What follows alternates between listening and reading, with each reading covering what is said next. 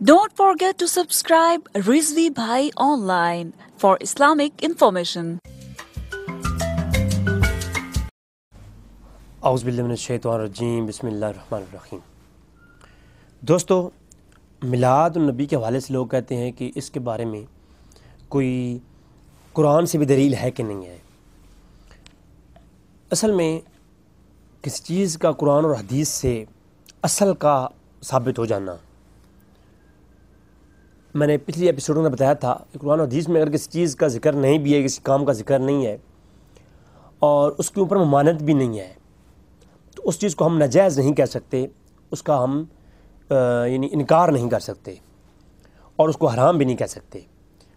حرمت کے لیے انکار اس کا ثابت ہو جانا یا اسی طرح کے کوئی اور دلیل اشارتاً یا دلالتاً مل جانا، تب وہ چیز حرام ہوتی ہے یا ناجائز ہوتی ہے۔ اسی طرح میلاد النبی کے حوالے سے اگر اس کی اصل کوئی ایک دلیل بھی ملتی ہے تو پھر جو ہے اس کے اوپر ہم فتویٰ نہیں لگا سکتے۔ اور اب سوال یہ کیا جاتا ہے کیا میلاد کی خوشی کرنا تو ہم سب مانتے ہیں، لیکن میلاد النبی کے حوالے سے دن کو مقرر کر لینا، ایک بر ربیع الاول کی ڈیٹ کو مقرر کر لینا، اب یہ سچی بات تو یہ ہے کہ جو بر ربیع الاول کا دن ہے نا، حضور کا وفات کا دن یا حضور کا میلاد کا دن، یہ دونوں کی ڈیٹ جو ہے اس میں اختلاف ہے۔ کوئی کنفرم نہیں ہے کہ حضور پیدا بھی بر ربیع الاول کو ہی ہیں یا وفات بھی بر ربیع الاول کو پائی ہے۔ دونوں پر چار قول ہیں، 2 ربیع الاول، 4 ربیع الاول، 8 ربیع الاول، بر ربیع الاول۔ تو بعض محققین نے 2 ربیع الاول لیا، بعض نے 8 لیا، اور کئی تو اس سے بھی آگے بھی چلے گئے کہ انہوں نے یہ لکھ دیا 10 محرم تک بھی لکھی ہوئی ہیں علماء نے قول۔ تو مختلف اقوال ہیں، لیکن جمہور کا جو اجماع ہے وہ ہے بر ربیع الاول کے اوپر کہ حضور کا وصال بھی بر ربیع الاول ہے، حضور کا میلاد بھی بر ربیع الاول ہے۔ جمہور کے نزدیک زیادہ یہ رائے ہیں، حالانکہ وصال کے اوپر ایک بڑا اختلاف ہے۔ اگر وصال بھی بر ربیع الاول کو ہو اور میلاد بھی بر ربیع الاول کو ہو تو اس کے اوپر دلیل کیا ہے، کیا یہ جائز ہے یا نہیں جائز؟ ایک تو اس پہ آج ہم بات کریں گے، دوسرا اس پہ بات کریں گے کیا یہ میلاد دن کو ایک دن کو خاص کر لینا اور دنوں کو خاص کرنے کی جو شریعت حیثیت ہے، یہ تو ایک الگ کلپ بنے گا انشاءاللہ کہ ایک کسی معاملے میں دنوں کو خاص کر لینا کیا یہ مسلمانوں کا شعار ہے، یہ ہندوؤں کا شعار ہے، یا اس کے اوپر ایک الگ سے کلپ بھی لاؤں گا میں۔ جی،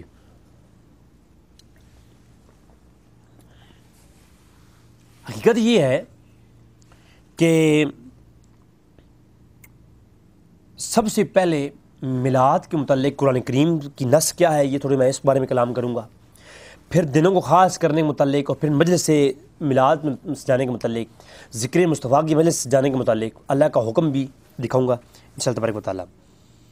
سب سے پہلے تو آپ سنتے ہیں ان اللہ و ملائکتہ یصلون علی النبی، اس کو میرا پہلے کلام آ چکا ہے۔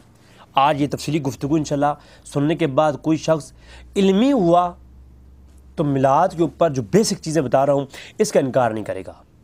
باقی خرافات کے اوپر میرے آلریڈی کلپس آ چکی ہیں، تو میں صرف اور صرف قرآن پڑھنے والا ہوں آج، اور جو گفتگو کروں گا اس کو آپ نے غور سے سننا ہے اور سمجھنا ہے کہ جو چیز میں پیش کر رہا ہوں اس کی حقیقت کے ساتھ کوئی تعلق ہے یا نہیں ہے، کسی مولوی کی طرف تاریخ کیے بغیر بات کر رہا ہوں۔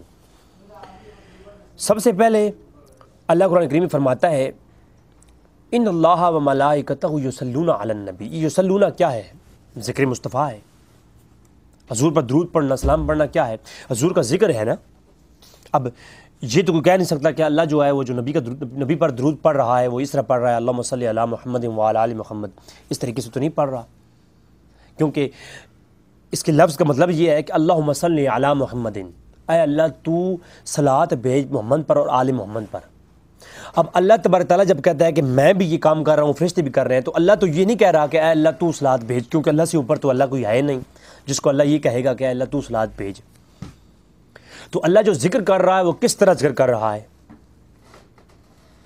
اللہ ذکر مصطفیٰ کر رہا ہے نا، تو ذکر مصطفیٰ کا انعقاد فرشتوں کی مجلس جا کر کرنا یہ اللہ کی سنت ہے۔ ابھی میں اس میں گہرائی میں نہیں جاؤں گا، گہرائی میں جاؤں گا تو میں عرب کے اندر بیٹھا ہوں، مجھ پہ فتوے آ سکتے ہیں، مجھ پہ اٹیک ہو سکتے ہیں، اس لیے میں اشارہ کرتا ہوں یہ یصلون لفظ مضارع ہے، اور عربی قاعدہ ہے جہاں لفظ یصلون لفظ سلون آنا چاہیے تھا، یہاں مضارع کا فائدہ دے رہا ہے، اور مضارع حال اور استقبال دونوں پر دلالت کرتا ہے، یعنی ایک کام اب بھی ہو رہا ہے اور ہمیشہ ہوتا رہے گا۔ تو سوال یہ پیدا ہوتا ہے کہ اللہ درود پڑھ رہا ہے، کس پر پڑھ رہا ہے؟ مصطفیٰ کریم پر پڑھ رہا ہے۔ تو مجلس میلاد جو ہے، اس کا میں جو ذکر مصطفیٰ کی محفل سے جانا ہے، ٹھیک ہے، دن کو مقرر کرنا آگے آئے گا، اور ذکر مصطفیٰ کی الگ محفلوں کی دلائل بھی آگے قرآن سے آئیں گے۔ ابھی قرآن ہی پڑھ رہا ہوں اور قرآن سے ہی پہلی دلیل پیش کر رہا ہوں۔ تو اللہ جو ہے صلوات پڑھتا ہے، کب سے پڑھتا ہے؟ سوال پیدا ہوتا ہے، جب سے اللہ ہے تب سے پڑھتا ہے، کیونکہ یہ یصلون اللہ کی صفت ہے، اور صفت کے لیے موصوف کو ہونا ضروری ہے، اور اللہ کی صفات بھی قدیم ہے، اللہ کی ذات بھی قدیم ہے۔ ایسا نہیں ہے کہ اللہ پہلے تھا لیکن اللہ کی صفات نہیں تھیں، یعنی اللہ رؤوف رحیم ہے، یہ اللہ کی صفت ہے۔ تو اللہ پہلے تھا لیکن اللہ کی رؤوف رحیم صفت نہیں تھی، ایسا کوئی کہتا ہے؟ نہیں کہتا، کیونکہ اللہ کی صفات بھی قدیم ہے، اللہ کی ذات بھی قدیم ہے۔ تو یصلون اللہ کی صفت ہے، اللہ صلوات بھیجتا ہے، اللہ یہ فعل، اللہ کا یہ کام کر رہا ہے، جب سے ہے تب سے اللہ یہ کر رہا ہے۔ اور یصلون یہ صفت ہے، صفت کے لیے موصوف کو ہونا ضروری ہے۔ ذکر صفت کی کس کی ہے؟ اللہ کی ہے، تو موصوف کون ہے؟ اللہ کی ذات ہے۔ تو جب سے یہ صفت ہے تب سے اللہ بھی ہے، اور اللہ کب سے ہے یہ کسی کو پتہ نہیں ہے، یعنی جب سے اللہ ہے تب سے ذکر مصطفیٰ ہو رہا ہے۔ اللہ پہ درود پڑھنا یہ اللہ کی صفت ہے۔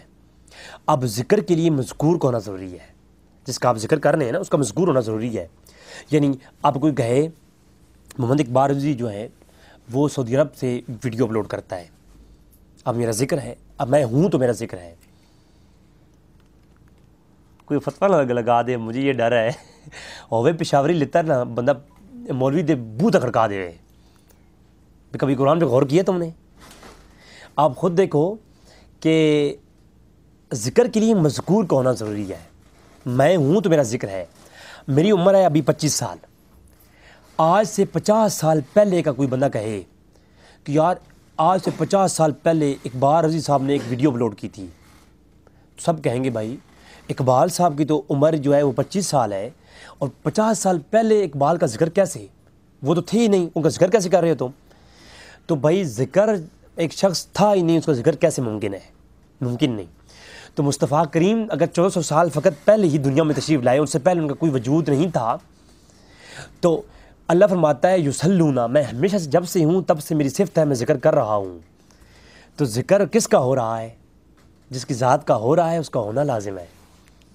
اب کوئی یہ کہے مصطفیٰ کریم پہلے نہیں تھے، اگر پہلے نہیں تھے تو یہ ذکر کیسا؟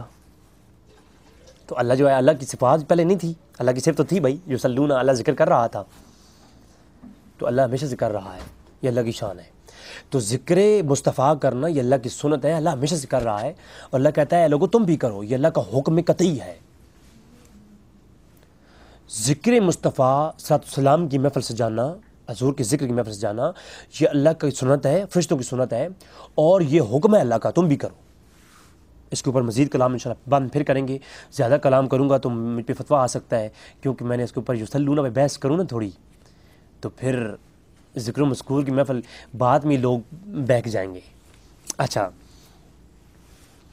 اگلی بات، جب یہ کچھ بھی کہنا تھا، کچھ بھی نہیں تھا، اب بھی انبیاء ہی تھے، شاید عوام الناس کی بھی روحیں تھیں یا نہیں تھیں، لیکن اللہ ہی جانتا ہے، لیکن انبیاء تمام تر موجود تھے عالم ارواح کے اندر،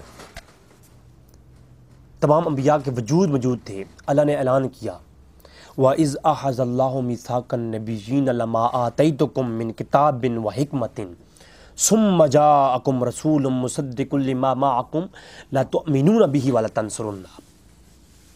اللہ نے محفل منعقد کی، اور محفل کے اندر خطاب کس کا ہے؟ خطاب کرنے والا اللہ کی ذات ہے، اللہ خود ہے خطاب کرنے والا، اور خطاب سننے والے سامعین کون ہیں؟ عام لوگ نہیں، گناہگار لوگ نہیں، انبیاء کی روحیں، انبیاء کی روحیں، صرف انبیاء بلائے، خاص محفل عام کی نہیں ہے، یہ خاص لوگوں کی محفل ہے۔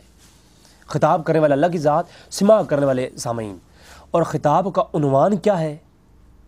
قرآن کہہ رہا ہے وَإِذْ أَخَذَ اللَّهُ مِيثَاقَ النَّبِيِّينَ لَمَا آتَيْتُكُم مِّن كِتَابٍ وَحِكْمَةٍ ثُمَّ جَاءَكُمْ رَسُولٌ. تو محفل کے اندر خطاب اللہ فرما رہا ہے، اور خطاب ہے ذکر مصطفیٰ کی عنوان پر، شان مصطفیٰ پر خطاب ہے. کسی مسئلہ کا ترجمہ اٹھا لو، کسی مسئلہ کی تفسیر اٹھا لو، صرف ترجمہ ہی پڑھ لو.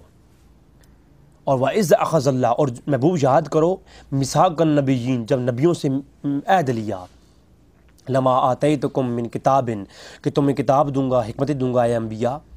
لیکن ثم جاءکم، سارے انبیاء سن رہے ہو، لیکن جب میرا یہ مصطفیٰ کریم آ جائے، مصطفیٰ کریم کی شان بیان ہو رہی ہے کہ جب میرا مصطفیٰ کریم آ جائے پھر تم لوگوں نے اپنے احکامات، اپنی کتابیں اور حکمتوں کو چھوڑ دینا ہے، ولا تنصرن، ان کے ساتھ ہو جانا ہے. تو یہ محفل منعقد کی. تو ذکر مصطفیٰ کی محفل خاص لوگوں میں اللہ نے سجائی ہے. سب سے پہلی محفل اللہ نے سجائی. تو آج جو لوگ کرتے ہیں ذکر مصطفیٰ کی محفل سجانا، یہ اللہ کی سنت ہے. یہ میں نے دوسری دلیل پیش کی، اور یہ حضور کی میلاد کا جلسہ ہے کہ جب میرا مصطفیٰ آ جائے، میرا مصطفیٰ پیدا ہو جائے. تو حضور کی پیدا ہونے کے بارے میں پہلے سے ہی اللہ تبارک تعالیٰ ذکر فرما رہا ہے. تو یہ حضور کے میلاد کا وہ جلسہ ہے جو اس کائنات کے بننے سے پہلے مصطفیٰ کریم نے خود منعقد کیا تھا قرآن کے اندر.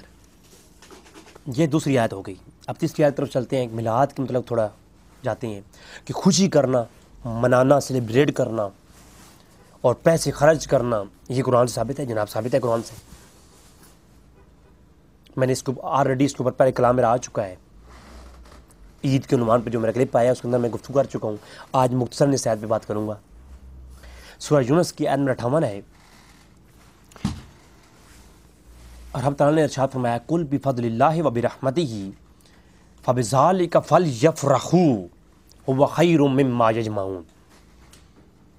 اللہ نے فرمایا کہ قل بفضل اللہ، اے محبوب آپ اعلان فرما دیں جب اللہ کا فضل آ جائے اور رحمت آ جائے، فلیفرحوا، یہ حسر ہے، فبذالک فلیفرحوا، یہ فا کے ساتھ ذکر کرنا، اور فلیفرحوا امرن ذکر کرنا. قرآن کا یہ اسلوب اس کو بیان کر رہا ہے، یہ بطور حسر آیا ہے کہ جب خوشی، رحمت اور فضل آ جائے تو آپ نے خوشی ہی کرنی ہے، اور صرف خوشی ہی کرنی ہے کہ انسان پر واجب ہے. بلکہ امام فخر الدین رازی رحمہ اللہ نے تفسیر کبیر کے اندر لکھا اسی آیت کے تحت کہ فرمایا کہ قولہ فبذالک فلیفرحوا بقید الحسر، یہ حسر کی فائدہ دیتا ہے، یہ فائدہ دے رہا ہے حسر کا. اور یعنی یجب، یہ واجب ہے کہ انسان بالکل فرحت اور خوشی ہی کرے اور کوئی کام نہیں کرنا. اور دوسرا رحمت اور فضل آنے پر، اب اس آیت کی جو پہلی آیت ہے اس میں قرآن کا ذکر ہے، تو لہٰذا کچھ لوگ کہتے ہیں اس میں قرآن کے آنے کا ذکر ہے. تو میری آلریڈی گفتگو آ چکی ہے بھائی اس کو قرآن ہی مان لو، تو قرآن کے آنے پر خوشی کرنا جائز ہے. کہتے ہیں جی جائز ہے. تو جب قرآن کے آنے پر خوشی کرنا جائز ہے تو مصطفیٰ کریم کے آنے پر خوشی کرنا ناجائز ہو جائے گا؟ یہ تو کوئی منطق نہیں ہے. تو مصطفیٰ کریم صاحب قرآن افضل ہے یا قرآن افضل ہے؟ صاحب قرآن افضل ہے. تو قرآن جو ہے اس کے آنے پر خوشی کرنا جائز ہے، تو مصطفیٰ کریم کے آنے پر خوشی کرنا اسی آیت سے ثابت ہے، جائز ہے. خوشی کرنے کا طریقہ کیا ہے؟ ہوا خیر مما یجمعون، سورہ یونس کی آیت نمبر 58 کا آخری جملہ کہ جو تم نے جمع کر رکھا ہے اس کو خرچ کرو. تو یہ دیگے پکانا، یہ چندے دینا، میلاد کے عنوان کے لیے چندے دینا، چندہ اکٹھا کرنا اور خرچہ کرنا، یہ سارا مباح ہے قرآن کی آیات کی روشنی میں. بھائی میں حدیث کی بات نہیں کر رہا، میں بریلیوں کی بات نہیں کر رہا، قرآن کی بات کر رہا ہوں. تو حضور کے آنے خوشی منانا یہ جائز ہے. اور فلیفرحوا، فضل اور رحمت کے اوپر ائمہ کی تفسیریں پیش کرنا چاہوں تو جمہور نے لکھا ہے کہ قرآن کے ساتھ ساتھ اس رحمت اور فضل سے مراد حضور کی ذات ہے.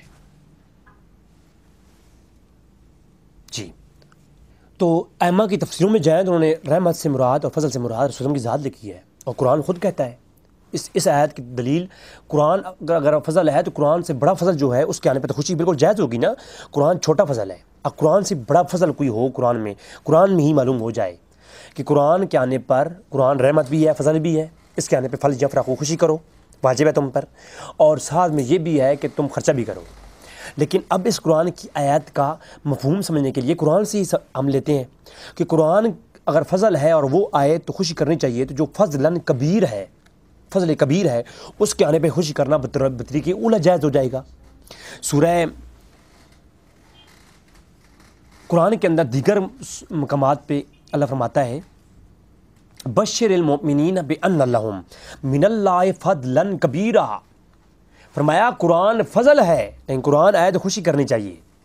لیکن جب قرآن سے بڑا فضل کبیر کیا ہے, فرمایا مصطفیٰ کریم بشر المؤمنین, مومنوں کے لیے بشارت ہے بان لہم من اللہ فضلا کبیر. اللہ کی جانب سے سب سے بڑا جو فضل آیا ہے وہ مصطفیٰ کریم کی ذات ہے, اور مصطفیٰ کریم کی ذات کے آنے پر خوشی کرنا یہ قرآن کی سورہ یونس کی آیت نمبر 58 سے ثابت ہو گیا.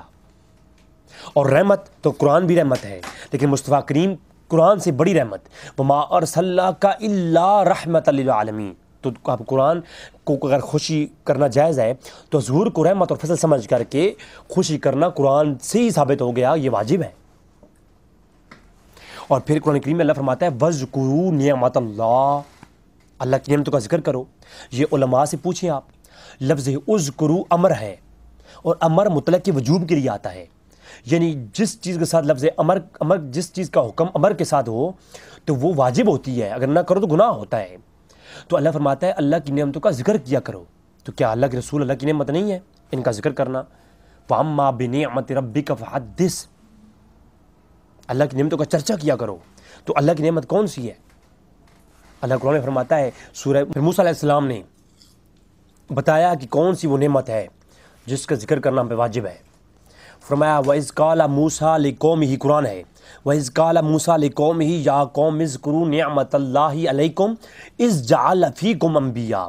فرمایا کہ اللہ موسیٰ علیہ السلام نے کہا گیا میری قوم وَاذْكُرُوا نِعْمَةَ اللَّهِ, اللہ کی نعمتوں کا ذکر کیا کرو, اور لفظ اذکرو کے ساتھ یہ تم پہ واجب ہے. تو فرمایا قوم نے سوال کیا پاک موسیٰ اللہ کی بہت ساری نعمتیں ہیں, بے شمار نعمتیں, کون سی نعمت کا ذکر کریں ہم؟ تو فرمایا اللہ کی جس نعمت کا ذکر کرنا ہے وہ کیا ہے, اذ جعل فیکم انبیاء, اللہ نے تم میں انبیاء لائے ہیں. انبیاء کے نام کی مالا جپنا, ان کے نام کی محفل سجانا تم پہ واجب ہے, ضروری ہے.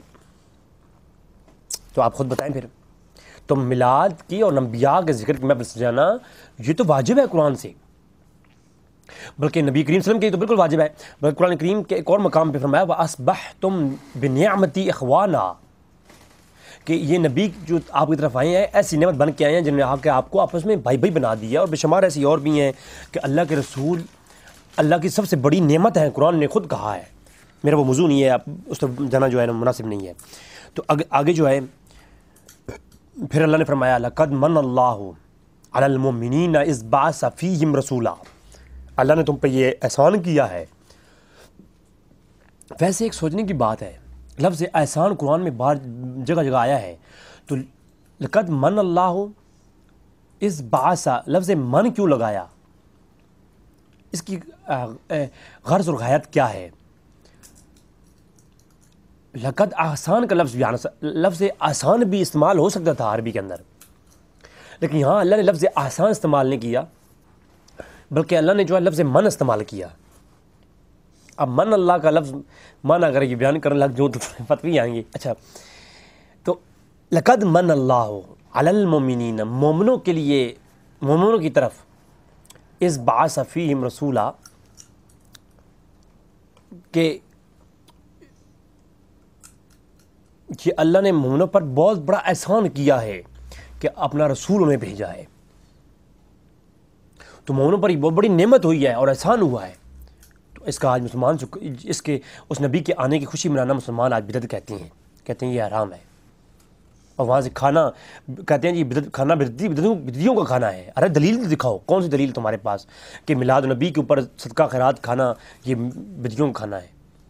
اگر یہ بدعتیوں کا کھانا ہے تو پورے 1400 سال اسلام کی تاریخ میں اگر میلاد النبی کا کھانا بدعت ہے تو پھر 1400 سال اسلام کی تاریخ میں ایک تم ٹھیک بچتے ہو, باقی سارے بدعتی ہیں. اور کوئی ہے مائی کا لال تمہارے سامنے بیٹھ کے دلائل سے بات کرے ہمارے ساتھ، ہم بات کرنے کو تیار ہیں۔ اب کہتے ہیں جی میلاد کے دن کو فکس کرنا، یعنی میلاد کے دنوں کو مقرر کرنا، 12 ربیع الاول کو خاص کر لینا، یہ غلط ہے۔ اور یہ شبہ بھی اٹھایا جاتا ہے کہ 12 ربیع الاول کو حضور کا میلاد بھی ہے اور وصال بھی ہے، اور بعض کہتے ہیں نہیں 12 ربیع الاول کو میلاد نہیں، صرف وصال ہے۔ سب سے پہلی بات یہ حدیث کے اندر حضور نے بشمار جگہوں پر یہ بات فرمائی ہے کہ خیر لکم من حیاتی و خیر لکم من ماتی، کہ میرے جینا، میرا دنیا میں رہنا بھی تمہارے لیے خیر ہے، اور میں دنیا سے چلا جاؤں تب بھی تمہارے لیے خیر ہے۔ اور دوسری عرض یہ ہے اگر حضور کا وصال 12 ربیع الاول کو ہی ہو تو شریعت مطہرہ کا جو اصول ہے وہ یہ ہے 3 دن سے اوپر سوگ کرنا حرام ہے شریعت کے اندر۔ اور چوتھا اصول یہ ہے کہ اگر چوتھا اور 40واں ہم کریں، کوئی بریلوی حضرات کرے، تو ہم ان کو یہ کہتے ہیں کہ اے بریلوی حضرات آپ یہ بتائیں آپ چوتھا 40واں کیوں کر رہے ہو؟ 3 دن سے اوپر سوگ کرنا حرام ہے۔ تو آج 1400 سال کے بعد نبی کا سوگ کرنے کا تو جواز ہی پیدا نہیں ہوتا۔ اور 5ویں بات یہ ہے کہ دیکھیں میلاد النبی اگر 12 ربیع الاول کو ہو یا وصال 12 ربیع الاول کو ہو تو شریعت یہ کہتی ہے کہ اگر خوشی اور غم کا دن ایک دن آ جائے تو پہلے 3 دن غم کرو، اس کے بعد ہمیشہ اس دن کو بطور خوشی مناؤ، اس کو دن پھر سوگ نہیں کر سکتے۔ سوگ 3 دن ہے سوائے عورت کے، اس کا خاوند فوت ہو جائے تو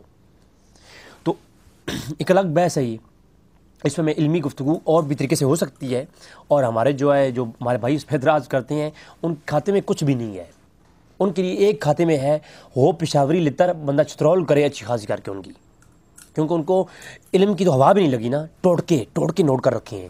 حضور 12 ربیع الاول کو بروفات کہتے تھے، اس دن کو بروفات کہا جایا کرتا تھا۔ ارے بھائی دنوں کے نام رکھ لینے سے شریعت بن جاتی ہے وہ چیز ہیں؟ ایسے کئی اور ہمارے دن ہیں، ایسے کئی اور ایام ہیں، ان کے نام خاص کر لینے سے وہ بروفات ہو جائے گا۔ ادھر تو آپ کہتے ہو جی آپ نے 11ویں شریف یہ نام رکھ لیا ہے اصال ثواب کا، یہ بریلوی حضرات 11ویں شریف کرتی ہیں نا، وہ غوث اعظم عبد القادر جیلانی رحمۃ اللہ تعالیٰ علیہ کا دن برسی مناتے ہیں اور ان کے اصال ثواب کی محفل سے جاتے ہیں، عبد القادر جیلانی کی اصال ثواب کی محفل سے جاتے ہیں اور اس کو 11ویں شریف کا نام دیتے ہیں۔ تو کہتے ہیں جی وہ 11واں شریف والا جو نام رکھ لیا ہے یہ 11ویں شریف قرآن و حدیث سے دکھاؤ، تو بھائی بروفات قرآن و حدیث سے دکھاؤ، یہ بروفات کہاں ہے قرآن و حدیث میں؟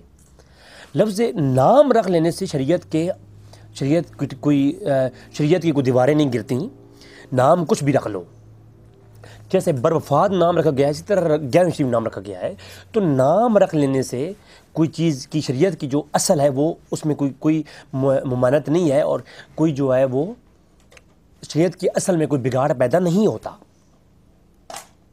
تو اگر ربیع الاول کا میلاد بھی 12 ربیع الاول ہو تو وصال 12 ربیع الاول ہو تو یہ چیزیں میں مان لیتا ہوں، تو میں پھر اس کا جواب دیتا ہوں آپ کو۔ بھائی قرآن ہمیں کیا تعلیم دیتا ہے؟ اگر قرآن یہ تعلیم دے نبی کا میلاد اور وصال دونوں ایک ہی دن ہوں تو قرآن سے پوچھو قرآن کیا کہتا ہے، اور یہ بھی قرآن سے پوچھو کیا نبیوں کے دنوں کو خاص کرنا یہ جو ہے قرآن کی تعلیم ہے یا نہیں ہے۔ اگر یہ دونوں چیزیں قرآن اس پہ انکار قرآن سے کوئی دکھا دے تو میں جناب اس پہ کلپ بناؤں گا کہ یہ انکار ہے، اور میں قرآن دکھاتا ہوں کہ قرآن تو نبیوں کی پیدائش کے دنوں کو بھی خاص کرتا ہے اور نبیوں کے وفات دن کو بھی خاص کرتا ہے اور اس کے اوپر تعلیم دیتا ہے۔ پھر قرآن ایسی کتاب ہے جو اصول بھی بتاتی ہے اور اس کے اوپر پھر جو ہے آپ کو تعلیم بھی دیتی ہے، آپ کی تربیت بھی کرتی ہے، صرف قانون نہیں بتاتی بلکہ قانون کے اوپر تربیت دیتی ہے، آپ کو صرف تھیوری نہیں بتاتی، تھیوری کے اوپر پریکٹیکل کر کے بتاتی ہے۔ قرآن ایسی کتاب ہے۔ تو قرآن کریم کی طرف چلتے ہیں۔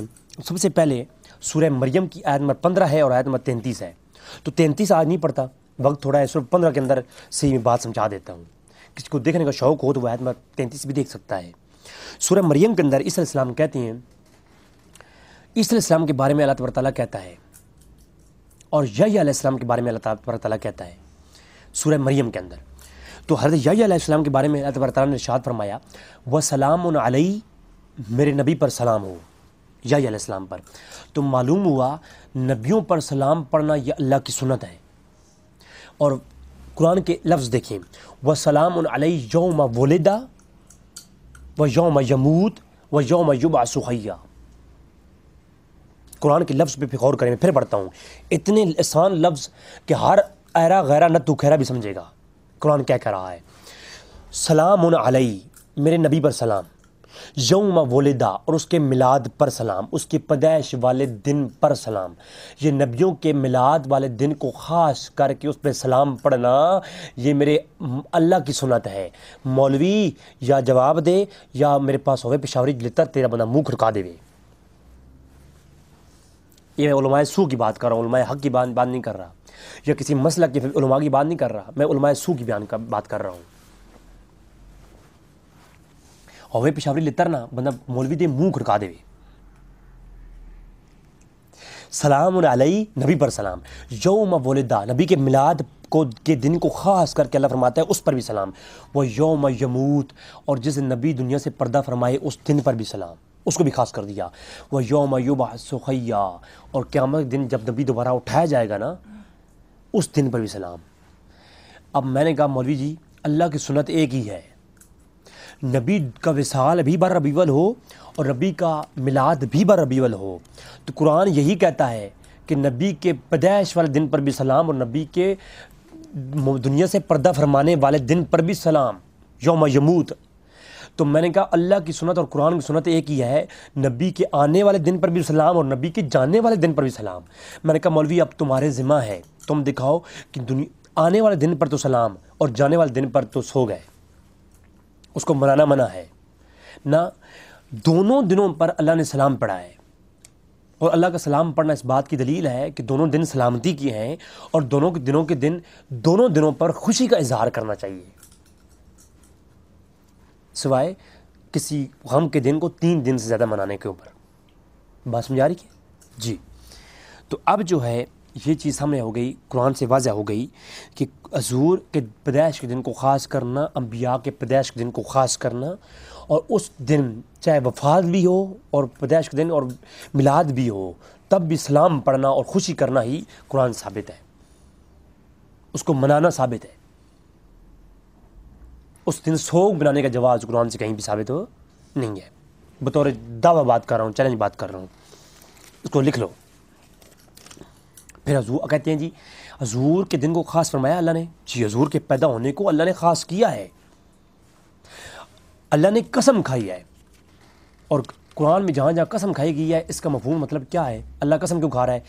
قسم وہ بندہ کھاتا ہے جو جھوٹا ہو، یا جس سے یہ التماس ہو، یا جس سے یہ ابہام ہو کہ یہ شخص جھوٹ بول سکتا ہے، تو وہ اپنی صفائی دیتے ہوئے یہ کہتا ہے خدا کی قسم، اللہ کی قسم، یہ قسم کھاتا ہے. جبکہ اللہ سچا کون ہے؟ اللہ ہی سب سے سچا ہے. جب اللہ سب سے سچا ہے تو اللہ نے قسم کیوں کھائی ہے؟ پھر مفسرین نے اس پہ کلام کیا ہے. امام فخر الدین رازی نے تفسیر کبیر کے اندر جو قسم کھانے کے اوپر غایات اور حکمتیں بیان کی ہیں، اگر وہ بیان کروں تو پھر وقت تھوڑا ہے. تو یہ بات واضح ہو گیا کہ قسم اللہ نے کیوں کھائی. اللہ نے فرمایا سورہ بلد کے اندر لا اقسم بہذا البلد وانت حل بہذا البلد ووالد وما ولد. محبوب قسم ہے ان گلیوں کی جن کے اندر تو خرام ناز کرتا ہے، اور قسم ہے والدین تمہارے والد کی، اور قسم ہے وما ولد محبوب تیرے میلاد کی، تیرے پیدا ہونے کی قسم ہے محبوب. تو حضور کے پیدا ہونے کی قسم کون کھا رہا ہے؟ اللہ کھا رہا ہے. اب قسم کیوں کھائی جاتی ہے اس پہ پڑھ لو، تھوڑا بڑے احمد کو پڑھ لو یہ قسم کیوں اللہ نے کھائی ہے. تو جب قسم کھائی ہے تو اللہ نے خاص کیا ہے، اور خاص کرنے کے بعد اللہ نے قسم جب کھائی ہے تو اللہ نے کیا شان بیان فرمائی ہے اللہ کے رسول کی، اپنے محبوب کی. تو لہٰذا میرے ناظرین یہ بات واضح ہوئی کہ انبیاء کے دنوں کو خاص کر کے ان کی قسم کھا کے اللہ نے یہ بیان فرمایا کہ نبی کے دن پیدا ہونے والے دن ایام اللہ کے دن ہیں، اور یہ خاص ہیں، اور ان کے جو ہے ان کو منایا کرو اور ان خوشی کیا کرو، منہ نہ لٹکایا کرو، پشاوری جوتی جائے منہ نہ بڑھایا کرو. ایوہ اللہ تبارک تعالیٰ سے دعا کہ تعالیٰ ہمیں جانے کی توفیق عطا فرمائے. مزید معلومات کے لیے ہماری ویب سائٹ رضوی.online.com کا وزٹ کریں. آپ کی دعاؤں کو طالب آپ کا اپنا بھائی رضوی بھائی. السلام علیکم ورحمۃ اللہ وبرکاتہ.